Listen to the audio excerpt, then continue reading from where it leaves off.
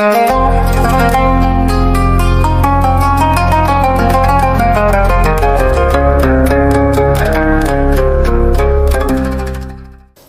pesek, kalau ketemu orang pesek, ketika mereka bersalaman, mereka akan mengatakan, "Halo Sek." Orang mancung, kalau ketemu orang mancung, ketika bersalaman, mereka akan mengucapkan, "Halo Encung." Dan orang gendut, kalau ketemu orang gendut, ketika mereka bersalaman, mereka akan mengatakan, "Halo Ndut."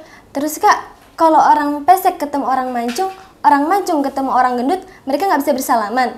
Maka mereka akan mengatakan, "Assalamualaikum warahmatullahi wabarakatuh." Bismillahirrahmanirrahim.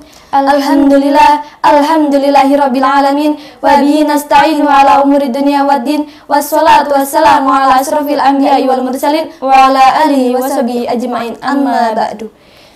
Jalan-jalan ke Ciambar. Sampai di sana ketemu Tani. Perkenalkan nih, kami anak kembar. Siap beraksi di Kultum kali ini.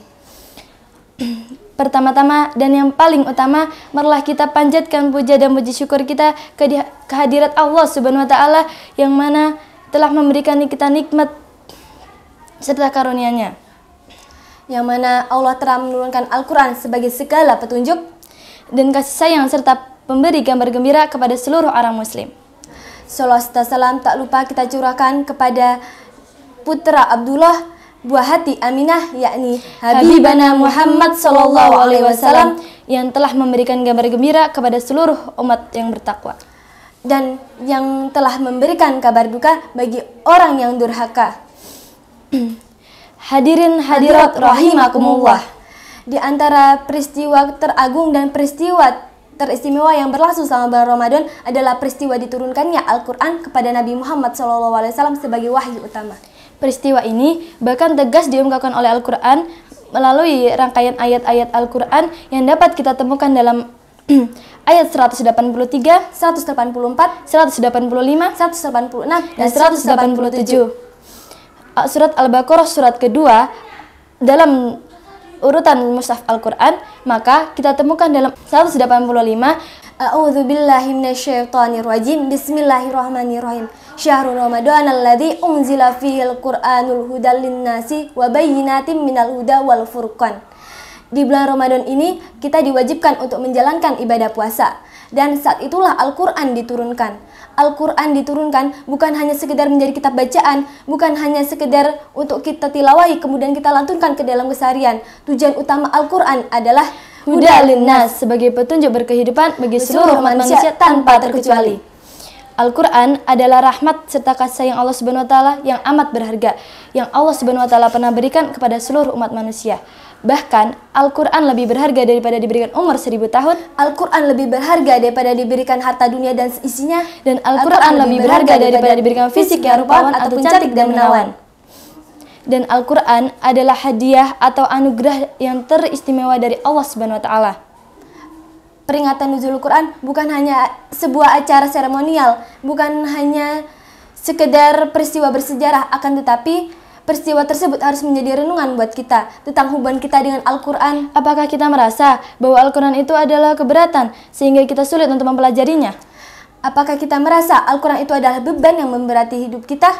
Padahal pemirsa, membaca Al-Quran di bulan Ramadan ini perlu kita tambah tahu, baik membacanya secara sendiri ataupun dengan bersama-sama atau dengan cara tadarus. Dalam sebuah hadis dari An-Nu'man bin Bashir, Rasulullah bersabda, Qala Rasulullah sallallahu alaihi wasallam, afdalu ibadati ummati qiraati Quran, yang artinya sebaik-baik umat ialah membaca Al-Quran. Hadis riwayat Al-Baihaqi.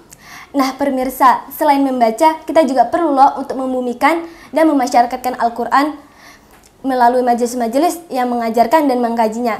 Karena selain membaca, mengkaji, dan mengajarkan, Al-Quran memiliki banyak keutamaan.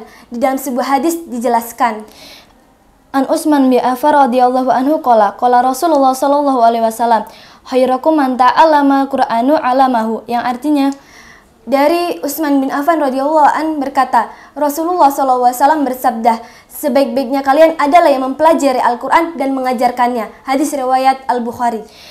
Lebih dari itu pemirsa, nilai-nilai kandungan dalam Al-Quran menjadi hal utama yang perlu kita praktikkan. Apalagi di bulan Ramadan ini, jangan sampai kita melihat Al-Quran hanya sebatas teks saja. Namun, harus difahami sebagai firman Allah yang memerintahkan kita untuk beramal dan berbuat baik di dunia. Juga, dari ajaran Al-Quran lah yang perlu kita praktekkan dalam kehidupan sehari-hari. Semoga di bulan Ramadan ini kita bisa benar-benar meraih keberkahan melalui maksimalisasi mencintai Al-Quran melalui membaca, mengkaji, dan mengajarkan dan mengamalkan nilai-nilai yang terkandung dalam Al-Quran. Baiklah, mungkin hanya itu yang dapat kami sampaikan. Salah dan khilaf mohon dimaafkan. Kalau ada sumber di ladang, bolehlah kita menumpang mandi. Wajar kembar cukup dipandang, tapi jangan dicari-cari.